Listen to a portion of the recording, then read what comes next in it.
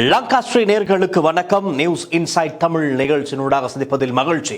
நாளை 3ஆம் திகதி நாளைய தினம் ஒரு சம்பவம் இடம்பெறவிருக்கின்றது. அதாவது ராஜபக்ஷ குடும்பத்திலே மிக முக்கியமான 2 பேர் நாளை ஒருவர் FCIDக்கும் இன்னும் ஒருவர் CIDக்கும் முன்னிலையாக வேண்டிய கட்டாயம் ஏற்பட்டிருக்கின்றது.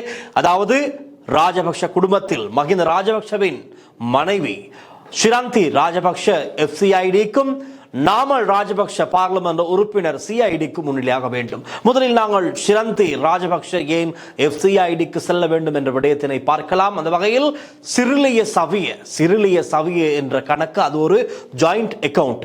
3 பேர் இருக்கிறார்கள். அதில் ஒருவர் ஷிராந்தி ராஜபக்ஷ. இந்த 3 பேர் அடங்கிய இந்த அக்கவுண்ட், ஜாயிண்ட் அக்கவுண்ட் சிறிலிய சவிய என்ற பெயரில் தொடங்கப்பட்டிருக்கின்றது.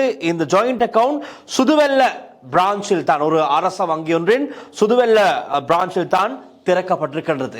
இந்த சிறிலிய சவிய அறக்கட்டளை ஒன்றுக்கு சம்பந்தமான ஒரு வங்கி கணக்கு தான் இது. ஆனால் இந்த வங்கி கணக்குக்கு பின்னால் ஏராளமான வெவ்வேறு கணக்கு வழக்குகள் இடம்பெற்றிருப்பதாகத்தான் குற்றச்சாட்டு. அது சம்பந்தமாக விசாரிப்பதற்கு சிறிலிய சவிக அந்த சம்பந்தமான முறைகேடான நிதி மோசடிகள் இடம்பெற்றிருப்பதாக ஒரு குற்றச்சாட்டு இருக்கிறது. இந்த குற்றச்சாட்டு சம்பந்தமான விசாரணைகளுக்கு ஷிராந்தி ராஜபக்ச அழைக்கப்பட்டிருக்கிறார். FCIDக்கு இதற்கு முன்பதாகவே அழைக்கப்பட்டார். ஆனால் ஷிராந்தி ராஜபக்ச தரப்பினர் கூறி வந்தார்கள், ஒரு 2 வார அவகாசம் தாருங்கள், அதற்கு பிறகுதான் எங்களால் வர முடியும் என்று குறிப்பிட்டிருந்தார். ஆனால் நாளைய தினம் 3ஆம் தேதி நாளைய தினம் நீங்கள் முன்னிலையாகிய வேண்டும். காரணம், நாளை மறுதினம் 4ஆம் தேதி இலங்கையின் தேசிய சுதந்திர தினம். அதற்கான தயார்படுத்தல்கள் இடம்பெற்றுக் கொண்டிருக்கிற நிலையில் நாளைய தினம் நீங்கள் முன்னிலையாக வேண்டும் என்று தான் சொல்லப்பட்டிருக்கின்றது. இந்த நிலையில் நாங்கள் சற்று பார்க்கலாம் என்ன நடந்திருக்கின்றது என்று.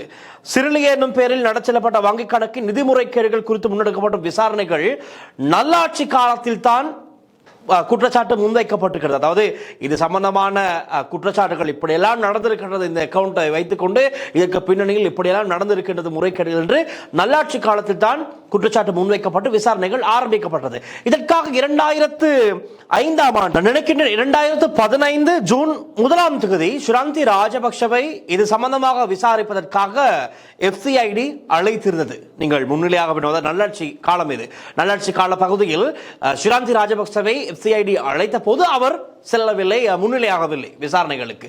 ஆனால் அதற்கு பிறகு இது சம்பந்தமாக அனைவரும் கேள்வி எழுப்ப தொடங்கியவுடன் அப்போதைய சபாநாயகர் சமல் ராஜபக்சவின் உத்தியோகபூர்வ இல்லத்தில் வைத்து ஷிராந்தி ராஜபக்சவிடம் விசாரணைகள் முன்னெடுக்கப்பட்டது, வாக்குமூலம் பெறப்பட்டது என்று அப்போது போலீசாரால் சொல்லப்பட்டது. பாருங்கள், ஷிராந்தி ராஜபக்ஷ ஏதோ ஒரு நிதி மோசடியில் இந்த அவருடைய வங்கி கணக்கு தொடரப்பட்டிருக்கின்றது, இது சம்பந்தமான விசாரணைகளை முன்னெடுக்க வேண்டும், FCIDக்கு வாருங்கள் என்று சொன்னவுடன் அவரால் முன்னிலையாக முடியவில்லை. ஆனால் அதே குடும்பத்தைச் சேர்ந்த அப்போதைய சபாநாயகர் சமல் ராஜபக்சவனுடைய உத்தியோகபூர்வ இல்லத்தில் வைத்து அவரிடம் வாக்குமூலம் பெறப்பட்டு விசாரணைகள் இடம்பெற்றதாக அப்போதைய போலீசார் தெரிவித்திருக்கின்றார்கள். ரைட். ஆகவே அதுக்கு பிறகு அது என்ன ஆனது என்று உங்களுக்கு தெரியும். எந்த விதமான சத்தங்களும் இல்லை, அப்படியே இல்லாமலே போனது. ஆனால் இப்போது அனுரகுமார் திசாநாயக்க ஜனாதிபதி ஆட்சி, இந்த NPP ஆட்சியின் கீழ் பழைய ஃபைல்கள் எல்லாம் தூசு தட்டப்பட்டு வெளியே இப்பொழுது ஒன்றொன்றாக எடுக்கப்பட்டு கொண்டிருக்கின்ற தருணத்தில் மீண்டும் சிறிலிய சவியில் தான் சாவி இருந்திருக்கின்றது பல நிதி மோசடிகள் செய்வதற்கு. அது மாத்திரமல்ல, இன்னொன்று இருக்கிறது, நான் அதையும் கூறுகிறேன். அந்த நிலையில் என்ன நடந்தது, உண்மையாகவே இதை கூறப்படுகின்ற முன்வைக்கப்படுகின்ற குற்றச்சாட்டுகள் உண்மையா, இது எப்படி இந்த கணக்கு வழக்குகள் இடம்பெற்றது, இந்த விடயங்களை நீங்கள் எப்படி கொள்வனவு செய்தீர்கள், கொடுக்கல் வாங்கல்கள் எங்கெங்க எப்படி இடம்பெற்றது என்பது குறித்து நாளைய தினம் இவர்களிடம் விசாரணை முன்னெடுக்கப்படும். ஆகவே நாளைய தினம் இவர் வருவாரா இல்லையா என்பது குறித்து எந்த விதமான தகவலும் இல்லை. இப்போதைக்கு அழைப்பு விடுக்கப்பட்டிருக்கின்றது. நாளை கட்டாயம் இவர் முன்னிலையாக வேண்டும். என்ன நடக்கின்றது என்று நாளைய தினம் பார்க்கலாம். அதே போல இந்த ஷிராந்தி ராஜபக்ச தெரியும், முன்னாள் ஜனாதிபதி மஹிந்த ராஜபக்சனுடைய மனைவி மஹிந்த ராஜபக்ச, ராணி ஷிராந்தி ராஜபக்ச, அப்படித்தான் நாட்டிலே இவர்கள் வாழ்ந்து வந்தார்கள். அந்த நிலையில் இவருடைய NIC தேசிய அடையாள அட்டை இலக்கம் பொதுவாக எல்லோருக்குமே ஆங்கில எழுத்துடன் 9 இலக்கங்கள் தான் தேசிய அடையாள அட்டையில் இருக்கும். ரைட். இந்த 9 இலக்கங்களில் முதல் 2 இலக்கங்கள் இப்பொழுது என்னுடைய தேசிய அடையாள அட்டை என்றால் நான் பிறந்த வருடத்தை தான் குறிக்கும். யாராக இருந்தாலுமே இலங்கையில் அப்படித்தான். ஆனால் சிரந்தி ராஜபக்ஷவினுடைய தேசிய அடையாள அட்டை இலக்கம் சற்று விஐபி விவிஐபி அதற்கும் மேல் விவிவிஐபி என்று கூறக்கூடியதாக இருக்கும். காரணம் அவருடைய தேசிய அடையாள அட்டை இலக்கம் 2222222222 வி இப்படித்தான் அமையப்பட்டிருக்கிறது. அப்போ ரொம்ப ஸ்பெஷல். நான் நினைக்கின்றேன் அவருக்கு அந்த வெவ்வேறு இலக்கங்களை போட்டு நான் நினைக்கிறேன் ஞாபகத்தில் இருக்குமோ இல்லையோ தெரியும். ஆகவே அவர் நினைத்ததை போல் வைத்துக் கொண்டாரா என்பதும் ஒரு கேள்வியாக இருக்கின்றது. யாரு கேட்டாலும் உங்களுடைய தேசிய அடையாள அட்டை இலக்கம்னா 2 அவர் இலகுவாக கூறக்கூடியதாக இருக்கும். அவர்களுக்கு ஏற்றாற்போல் இடத்தையும் செய்து கொண்டார்கள். அதில் இதுவும் ஒன்றா என்ற சந்தேகமும் இருப்பதாகத்தான் சமூகத்தில் பொதுவாக பேசப்படுகின்றது. இந்த நிலையில் இது சம்பந்தமாகவும் ஒரு அசாதாரண நிலைமை.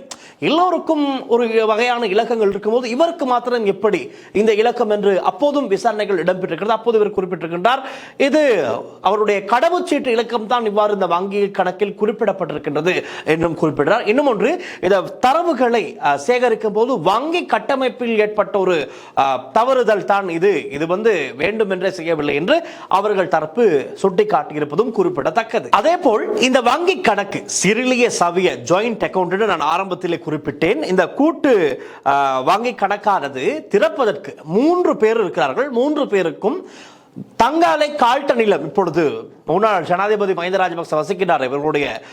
அவர்களுடைய உத்தியோகபூர்வ வீடு அதுதான். அந்த வீட்டு முகவரி தான் இந்த வங்கி கணக்குக்கு குறிப்பிடப்பட்டிருப்பதும் ஒரு சிறப்பம்சம். ஆகவே இப்போ நான் சொன்ன இந்த விடயங்கள் எல்லாமே நாளைய தினம் மீண்டும் விசாரணைக்கு உட்படுத்தப்படும். இந்த அக்கவுண்ட் நம்பர் எப்படி வந்தது, இந்த நேஷனல் ஐடென்டி கார்டு எப்படி குறிப்பிடப்பட்டது, எப்படி இதை செய்து கொண்டீர்கள், அதே போல இந்த கணக்கின் கீழ் இந்த கணக்கை வைத்துக் கொண்டு இடம்பெற்ற கொடுக்கல் வாங்கல்கள் என்ன, இந்த சட்டவிரோதமான ஒரு சில கொடுக்கல் வாங்கல்கள் இருக்கலாம், நிதி மோசடிகள் இடம்பெற்றிருக்கலாம், அது சம்பந்தமான குற்றச்சாட்டுகள் தான் கடந்த காலங்களில் முன்வைக்கப்பட்டு வந்தது. ஏன் என்பிபி அரசாங்கத்தில் தற்போது ஜனாதிபதி அனுரகுமார திசாநாயக்க அவர் தேர்தல் ஜனாதிபதி ஆவதற்கு முன்பதாகவே பல தேர்தல் மேடைகளில் ஒவ்வொரு மேடைகளிலும் குறிப்பிட்டிருந்தார்.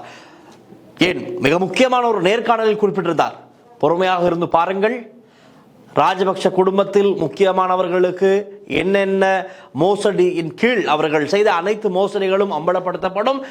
அதே போல சிரந்தி ராஜபக்ச அவர் தாயாரும் சரி, மகன் நாமல் ராஜபக்சவும் சரி, எல்லோரும் என்ன மாதிரியான விஷயங்களை செய்திருக்கிறார்கள் என்று நீங்கள் எங்களுடைய ஆட்சி காலத்தில் தெரிந்து கொள்ள முடியும் என்று அப்போதே குறிப்பிட்டார். அதற்கு ஏற்றாற்போல் தான் இப்பொழுது விசாரணைகள் மும்முரமாக இடம்பெற்றுக் கொண்டிருக்கின்றது.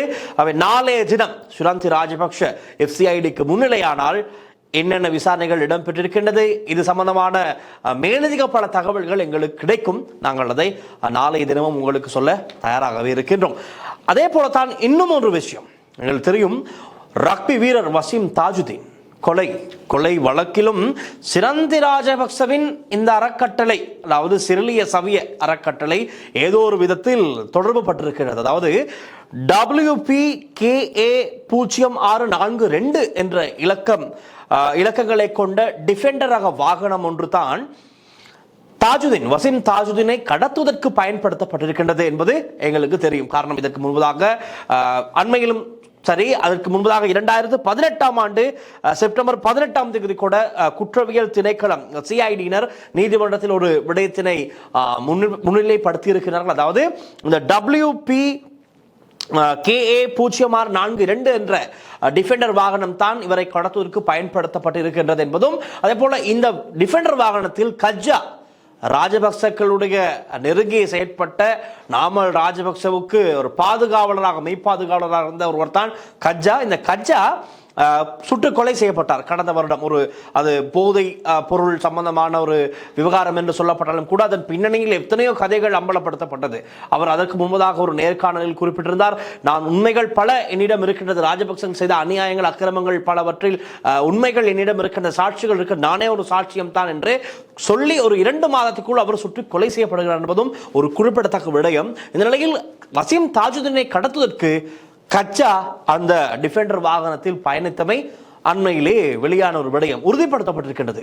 கஜ்ஜாவினுடைய ஒரு மனைவி, அதாவது 2 மனைவி இருக்கிறார்கள், ஒரு மனைவி குறிப்பிட்டிருக்கின்றார், இது கஜ்ஜா தான், வைத்தை பிடித்துக் கொண்டு வைத்துக் கொண்டிருப்பது கஜ்ஜா தான் என்று அவருடைய மனைவியை உறுதிப்படுத்திவிட்டார். ஆகவே கஜ்ஜா ராஜபக்சர்களுடன் நெருங்கிய தொடர்பில் இருந்த கஜ்ஜா ஒரு பக்கம் தொடர்பு, அதே போல ராஜபக்சக்களுடைய, அதாவது சிரந்தி ராஜபக்சவின் சிறிலிய சவிய என்ற அறக்கட்டளைக்கு சொந்தமாக்கப்பட்ட ஒரு டிஃபெண்டர் வாகனம் தான் WPKA 0642 என்ற வாகனம். இதுவும் சம்பந்தப்பட்ட எங்கோ ஒரு இடத்தில் ஒரு பின்னல் இருக்கின்றது. ராஜபக்ஷர்களுக்கும் இந்த வசீம் தாஜினுடைய கொலைக்கும் ஏதோ ஒரு விதத்தில் ஒரு தொடர்பு இருக்கின்றது. இந்த வகையில் பார்த்தோமேயானால், ஆனால் இது இன்னமும் உறுதிப்படுத்தப்படவில்லை. சாட்சியங்கள் சொல்லப்படுகின்றது, குற்றச்சாட்டுகள் முன்வைக்கப்படுகின்றது, ஆனால் இன்னமும் உறுதிப்படுத்தப்படாமல் இருக்கின்றது. நீதிமன்றத்தால் பார்க்கலாம். இனி விசாரணைகள் ஒவ்வொன்றாக முன்னெடுக்கப்பட்டு அடுத்தடுத்த கட்ட விசாரணைகள் இடம்பெறும் போது இதன் ஆழமான உண்மைகள் வெளியாவதற்கான வாய்ப்புகள் அதிகமாகவே இருக்கின்றது. அடுத்ததாக நாங்கள் பார்க்கலாம் நாமல் ராஜபக்ச நாளைய தினம் சிஐடி ஆக வேண்டும். ஆகவே மகனும் சிஐடி ஆஜராக வேண்டும், அம்மா பக்கத்தில் இருக்கின்ற FCIDக்கு ஆஜராக வேண்டும். ஆகவே நாளை ஒரு பரபரப்பான நாளாகத்தான் இருக்க போகிறது. பார்க்கலாம், அம்மா FCIDக்கு வருவாரா, மகன் சிஐடிக்கு வருவாரா, அல்லது இரண்டு பேரும் வராமல் விடுவார்களா, அல்லது ஒருவர் வருவார் ஒருவர் வராமல் விடுவாரா என்பது நாளைய தினம் எங்கள் தெரிந்து கொள்ளக்கூடியதாக இருக்கும். ரைட், சிஐடிக்கு ஏன் நாமல் ராஜபக்ச வர வேண்டும் என்று பார்த்தால், எங்கள் தெரியும் இந்தோனேஷியாவில் கைதான பிரபல திட்டமிட்ட குற்றச்செயல்களில் ஈடுபடுகின்ற குழு உறுப்பினரான கேல்பத்ர பத்மே பாதாள உலக நடவடிக்கைகளில் ஈடுபட்டு இங்கு பல துப்பாக்கிச்சூடு சம்பவங்களை மேற்கொண்டு வெளிநாட்டில் சுகபோக வாழ்க்கையை அனுபவித்து வந்த ராஜாவாக வாழ்ந்து வந்த டான் எனப்படுகின்ற இந்த கேல்பத்ர பத்மேவுடன் நாமல் ராஜபக்சவுக்கு ஏதோ ஒரு வழியில் தொடர்பு இருக்கின்றது என்ற ஒரு சில கதைகள் அடிபட்டது கடந்த காலங்களில்.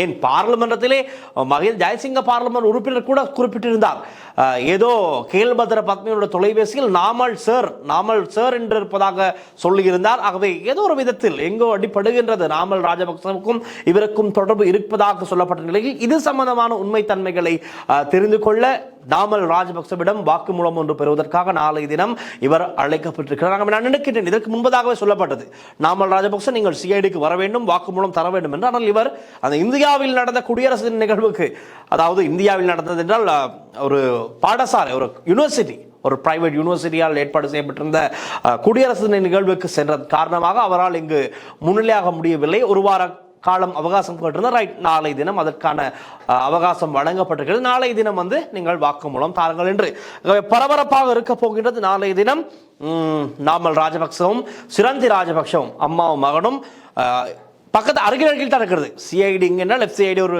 400 மீட்டர் தொலைவில் இருக்கிறது. நாளை தினம் 2 செய்திகள் எப்படியோ ஏதோ பதிவாக போகிறது. நாங்கள் அங்கிருந்தே உங்களுக்கு மேலதிக தகவல்களை தர தயாராக இருக்கட்டும். ஆகவே அந்த அப்டேட்டுகள் தெரிந்து கொள்ள லங்கா ஸ்ரீயுடன் இணைந்தீர்கள் என்று கூறிக்கொள்கிறோம்.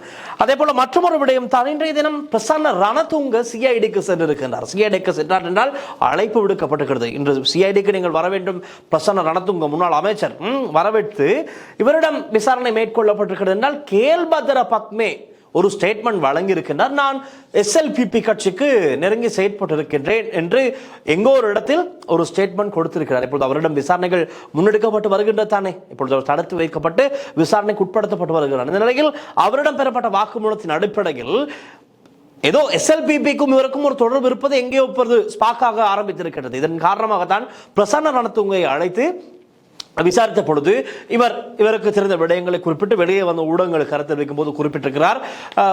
கேல்பத்ர பத்மேவை தெரியுமா என்று கேட்டார்கள். ஆமாம் எனக்கு தெரியும், காரணம் அவர் எங்களுடைய ஊரை சேர்ந்தவர். ரைட், இப்பொழுது வார்த்தைகளில் வருகிறது வெளியே, கேல்பத்ர பத்மே எங்களுடைய ஊரை சேர்ந்தவர், எங்களுக்கு தெரியும்.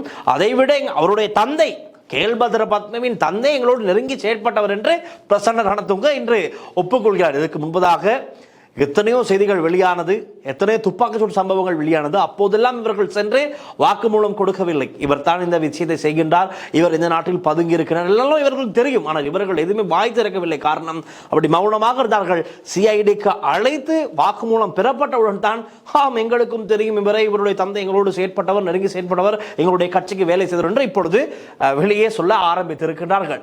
ஆகவே அடுத்தடுத்த சம்பவங்கள் இப்படி சிஐடிக்கும் FCIDக்கும் செல்ல கடந்த காலங்களில் நடந்த அநியாயங்கள், அக்கிரமங்கள், ஊழல் மோசடிகள், நிதி மோசடிகள் எல்லாவற்றுக்கும் சம்பந்தப்பட்டவர்கள் வந்து வாக்குமூலம் கொடுத்துவிட்டு சென்றவுடன் அதற்கு அடுத்த கட்ட விசாரணைகள் இடம்பெறும், அடுத்த கட்ட நடவடிக்கைகள் இடம்பெறும்.